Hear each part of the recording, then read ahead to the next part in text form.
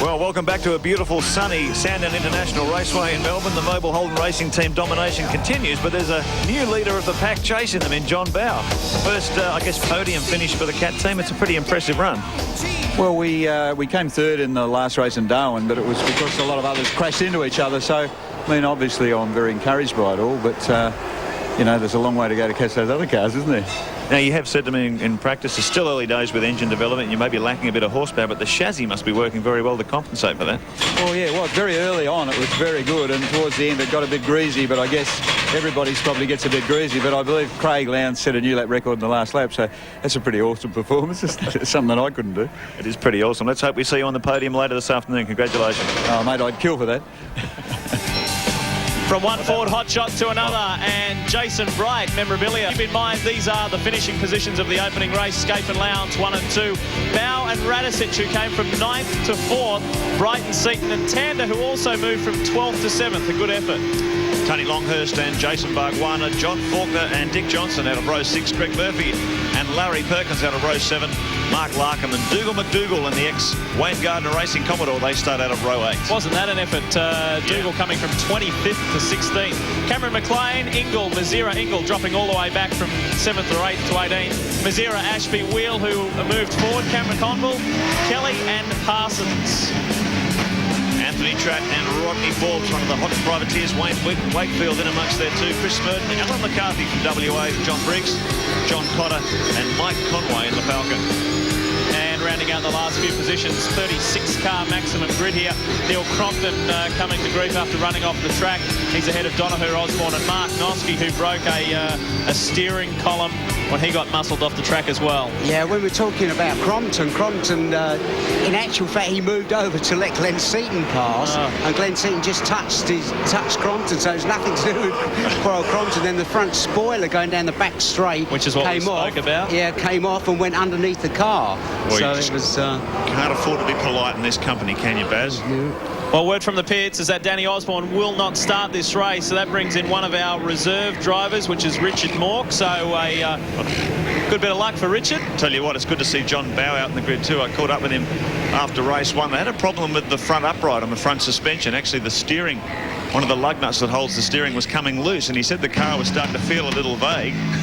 I'm pretty sure that was the problem. He was very worried about whether they were going to actually make the start for race 2 because they run out of spares, but it looks like the boys have been able to fix it up. Look at Radicic. John's been able to take his place in the grid.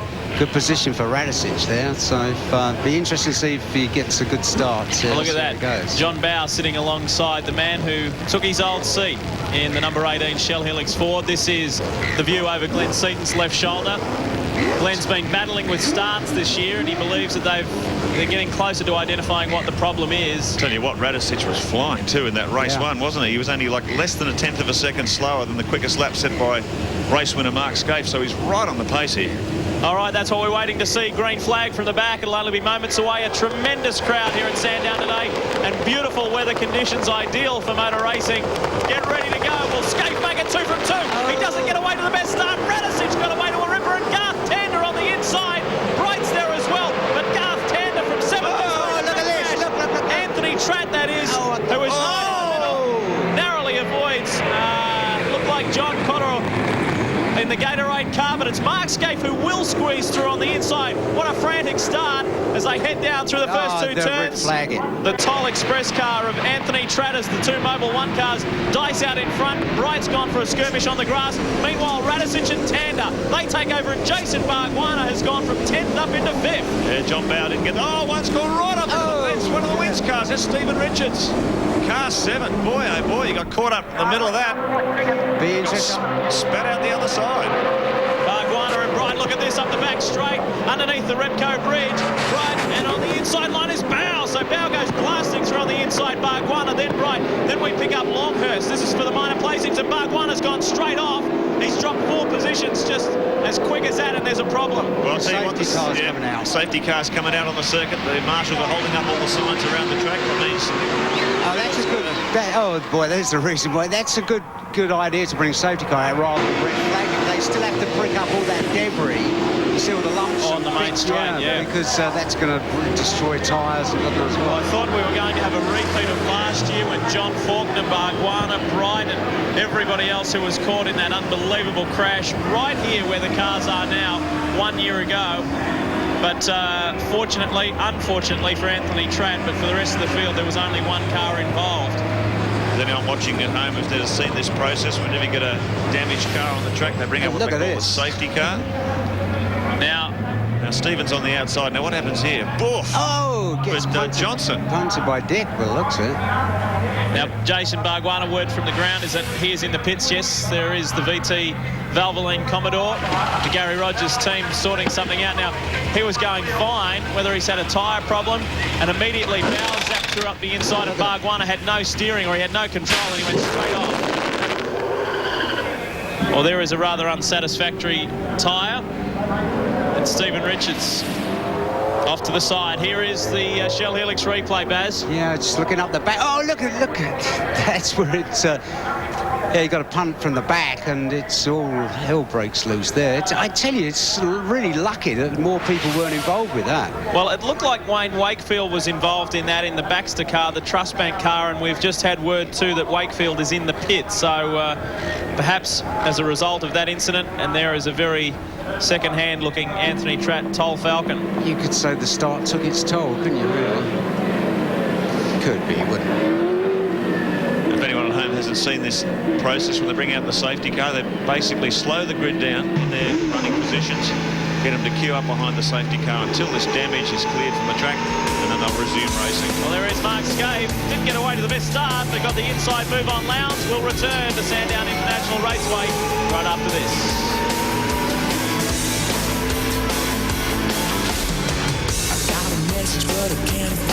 As you can see, the safety car moving off the track. We are back under race conditions. There's the green flag, green light. Mark Skaife leads him down the straight, but watch Paul Radisich in third. Attempting to make the move on Craig Lowndes as they flash underneath our overhead camera. This is Radisich's best showing so far in 1999. It's going to be interesting to see down the back straight how quick the Ford is against the Holden. If Radisich gets a good run onto the back straight and gets a good draft, it's going to be really interesting down the end into the left-hander. Sandown's been a bit of a luxury for Paul Radisich this year, despite this guy's enormous experience all around the world, and every track they've gone to so far in the Shell Series, he's never driven on those tracks, but due to his past endurance races with Dick Johnson, he's actually driven at Sandown a few times, so he took to this place very, very easily in qualifying. He's been fast all weekend. Well, that should explain your horsepower question, Baz. There is the V8 Supercar website, www.v8supercar.com.au. When you're on the net, make sure you look it up. Well, as far as I'm concerned, the old Ford definitely wasn't making any ground on the Holden, but and he got a good, decent run onto the straight, so he's going to struggle to get past. In fact, it looks like Lowndes actually caught Mark Skaife up just a touch, and we look forward to the next round of the Shell Championship Series. It is round 7. We'll cross the halfway mark, and that is at Queensland Raceway in Willowbank, just outside of Ipswich in Queensland in 2 weeks' time. I tell you, his car is quick. You look at Garth Tander's car next time down the back straight. It's definitely quicker than the Ford. The thing is about these two Mobile Holden Racing Team cars, they're just the complete package. Not only have they got good horsepower, but the suspension setup on the car is so good that they get the power to the ground very effectively. Particularly around Sandown, where you've basically got these two big straights.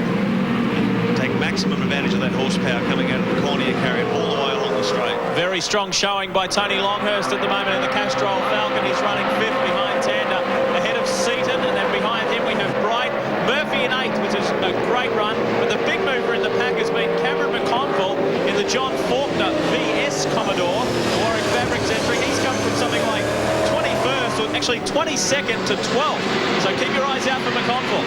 Craig Lowndes, the fastest man on the circuit at the moment, a 1:12.44 versus his teammates 1:12.75, so about 0.3 of a second in it. Lowndes just sitting in behind Skaife.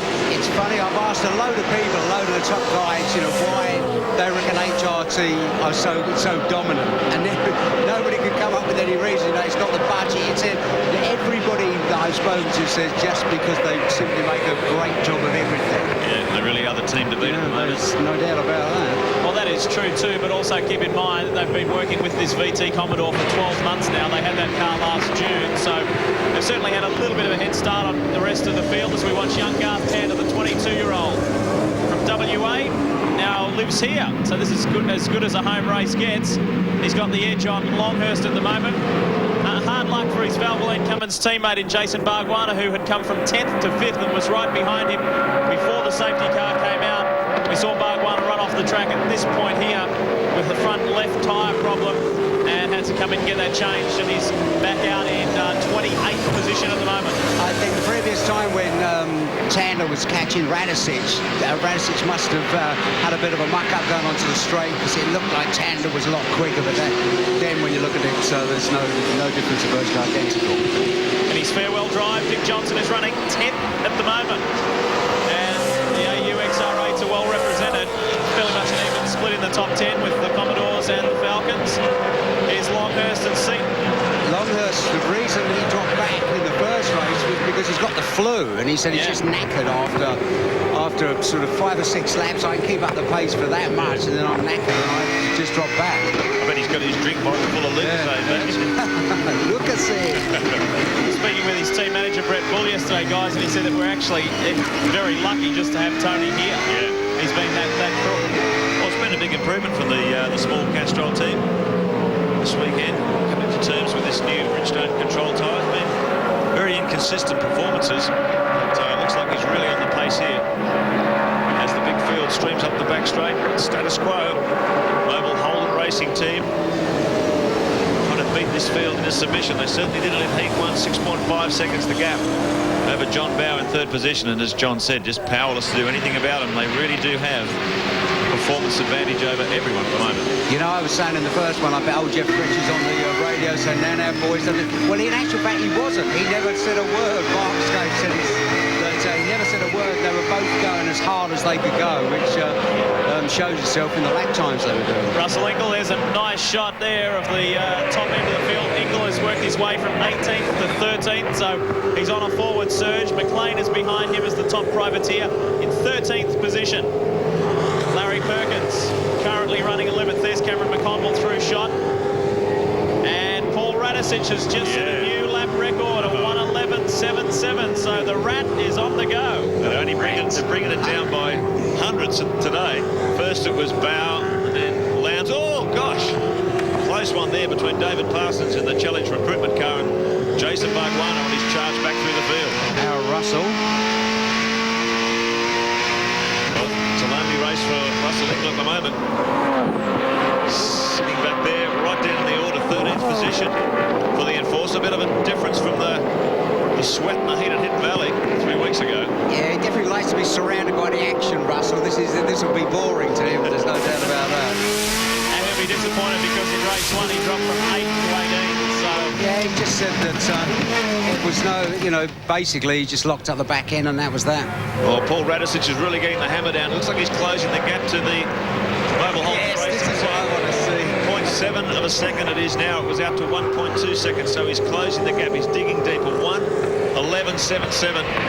New lap record, the fastest man on the circuit at the moment. So he's really on the attack. But how close is it for these top 3 guys? They're dealing in hundredths of a second. Skaife did a 1:11.81. Lowndes a 1:11.79 and Radicic a 1:11.96. They are putting in some blistering lap times and so close between the 3 of them. You just can't comprehend that amount of driving pressure, can you? Like hundredths of a second. I mean, you can't even count that. Just imagine what it is, the increments, the tiny little differences in these cars that over the course of a lap actually add up to something substantial. Out of XR6, XR8 corner. This is at the top end of the Sandown International Raceway. This is going to be really interesting now. Oh, down, round and round we go. John Cotter, the Gatorade Commodore. Was very lucky earlier mark not to be collected by Trad when he spun. Just watch the times, yeah. And Radicic has done it again. He's a little bit quicker that time around. He's taken another 1/10 of a second out of the lead, so it's hovering around 5/10 to 7/10 of a second. He's really got to just find a little bit more speed if he's going to get right onto the back of those 2 Commodores. Shell Helix replay. There's Wayne Wakefield. I think he was caught up in that accident. Oh, no, here's John Cotter and the Gatorade Commodore. Just it looks like he was way out on the dirt, really, just out on the grey part of the circuit and locked her up. Back end came around. So Mobile as the gap, trying to pick up that aerodynamic draft, flashes the headlights. Craig Lowndes gets alongside his teammate. You'd have to say, guys, that Lowndes is just playing a team game here, sitting in behind Skaife and letting those points build up. Well, this will be an interesting situation, because if it remains as is, and let's say, for instance, Skaife takes all 3 races out and wins this round, in Craig Lowndes' V8 career, he has never lost more than 2 consecutive rounds. So this will be interesting, because he hasn't won the previous 2, and this will bring up 3, although he's still got a very comfortable championship lead. Paul Radicic hanging in there in 3rd as they come up on the Gatorade car of John Connor. Lowndes looks for an inside run on Skaife and makes life harder for Radicic, but Radicic's still not yet close enough to really challenge Lowndes. Tander still hanging in 4th. Longhurst 5th as they slip up the inside of Cotter. Seaton, Bright, Faulkner, Johnson, and Larry Perkins has finally worked his way into the top 10. McConville 11th, Ingle 12th, and Cameron McLean, the top privateer, in 13th. Yeah, I'm just saying, if he can get a good run out of that, he doesn't seem to be able to pick up a draft. Well, Paul Radicic continues to be the fastest man on the track. It's bizarre, isn't it, when you can't see him closing the gap on this car? Yeah, straight. That's what He's just brought the lap record down again by about 100th or so. So he's right on lap record pace. So is this man, Mark Skaife, Bridgestone driver profile, 32 years of age, living out in Melbourne, originally from Gosford on the New South Wales Central Coast. A guy with a phenomenal winning record, not only in touring cars, but open wheelers as well. And he's really having a great day at Sandown today. Winner of Heat 1. Teammate Craig Lowndes in behind him. Paul Radicic menacing them in the Shell Ford in 3rd. It definitely isn't making any ground, though, is it? You know, it just sort of seems to get up a little bit and then back a little bit.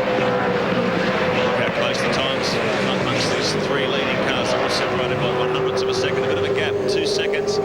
Back to Garth Tander in 4th position, but the rest of the field running fairly static.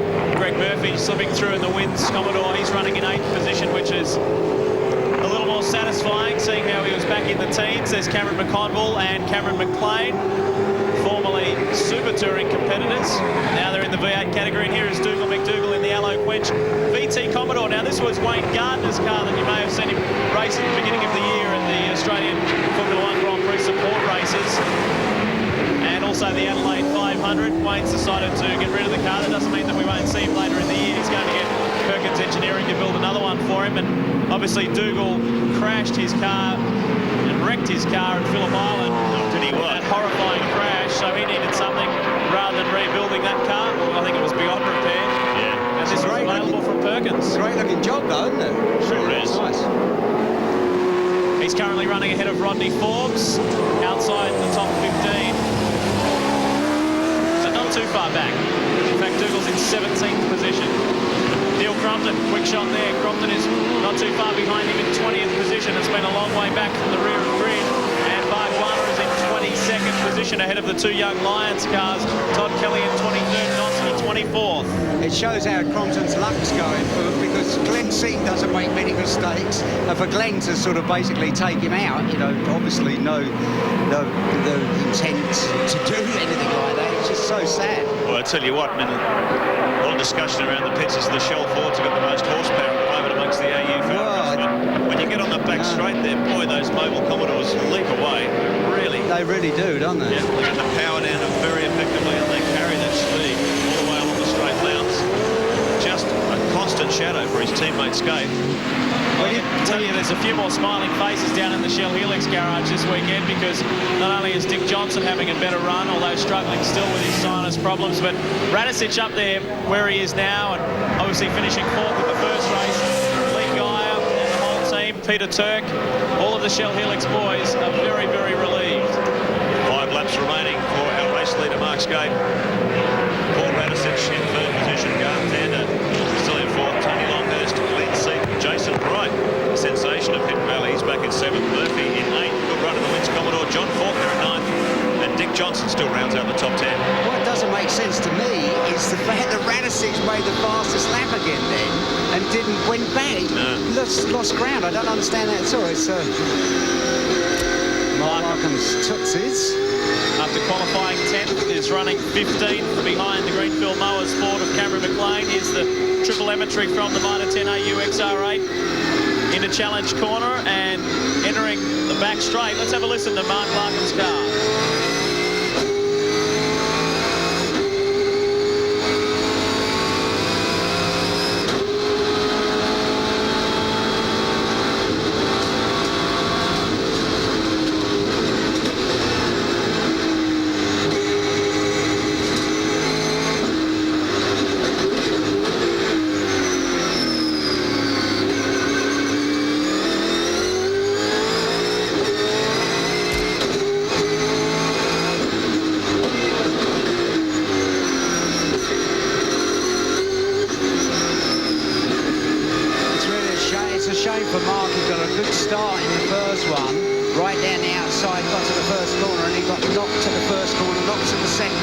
To the third corner. Should have seen the state. It actually kinked one of the roll bars to the side of his car. You know, that's a good old whack to do that. Yeah, it's been an expensive weekend so far. He, with John Bowe, dumped a hole in a coolant in that session yesterday. He went off the track, and as Lee was saying before, with this very aggressive leading edge of that front spoiler, it dug into the ground, smashed the radiator, smashed all the headlights, and about $4,000 worth of damage to one little incident. Here's our leading pair. The two Mobil 1 HRT Commodores Lounge, right on Mark Skaife and Radicic in the background. We ride with Skaife now. Lap 17 of 20. We're winding this second race down. It's looking pretty good for Skaife to make it 2 from 2. I reckon if Lounge can get past Skaife, we will call him Houdini. He's really good, old Mark, when it comes to sort of making it difficult to get past him, right? Well, I mean, in the nicest way, of course. See what Craig Lowndes can come up with. Positions unchanged up the top. It's still Radicic, Tander, Longhurst, Seaton, Bright, Murphy, Faulkner, Johnson. That's your top 10. That hasn't changed. McLean is still the top privateer in 14th position. And we must commend Thomas Mazera, who's been doing it tough. He's come from 24th to 16th, so not a bad move there for Thomas. If you look at the top 7 guys, they're all in the 111. They're within 0.2 of a second of each other. The fastest guy 111.7, and the slowest of the 7 111.9. So it's only 0.2 of a second. Well, it's more a demonstration, isn't it? For a race, these guys are just so much in control of this event. Paul Radicic was on the attack early, but looks like his attack may have faded a little bit. 1.4 seconds the gap down to a point when he was almost on the back bumper of Lowndes. Yeah, and he was 3/4 of a second slower that last time. Yeah. Oh, McDonough, the ultra-tuned Commodore. Off he goes. Gee, that's an uncharacteristic situation from Mick in 99. He's been very impressive this year. The privateers battle, 2 laps remaining for our race leader, Mark Skaife. And positions remaining standing to the pine shop car. Tander still got Longhurst and Seaton boxed in behind. He's got him a little bit closer, Mark, too. Seaton's come up on Longhurst and vice versa. Now, this is the IT Services Commodore, Chris Smurden on the inside, Donohue the outside. A little bit of a squeeze going on. Now I guess the rallycross oh, boy, oh, boy. A little airborne there. And he was very, very lucky. There wasn't anyone coming down the inside there. It would have been a nasty accident. Fortunately, the track was clear. Kept it going, though, Mick. He tried to pull out of it by keeping the boot into it. Didn't quite happen. Here's the Pertec Ford, Jason Bright. His first win in Darwin and his first round win in Darwin. But things aren't going as well today. He flat spotted a tyre in the first race and that cost him quite dearly. He dropped back a couple of positions. He's currently running 7th behind Seaton and ahead of Murphy. But points is the name of the game. Because keep in mind, at the end of the year, we've got the Queensland 500 at Queensland Raceway at Willowbank, and then, of course, the FAI 1000 at Bathurst, where both races will be double points, like the Adelaide 500. Final lap, we're on our way home. Race 2 of 3. And here's the battle between Greg Murphy and John Faulkner. You can see that bare white car. If anybody's looking to get involved as a sponsor in V8 Supercars with a front-running car, that would be your only option left. John Faulkner. Not too sure about this point situation for next year's double points, because Lowndes getting that 300 points so early in the season, he's just created such a protective buffer for himself. All he has to do is ride that cushion all the way to the end. Yeah, I totally agree with you on that. Should be like 150 points per round, no matter what the race distance is. Because Lowndes now, I mean, he can sit back there in second all the way to the rest of the championship if he wants to. He's just so far ahead in points. But in saying that, could work the other way too if they have misfortune at those endurance races.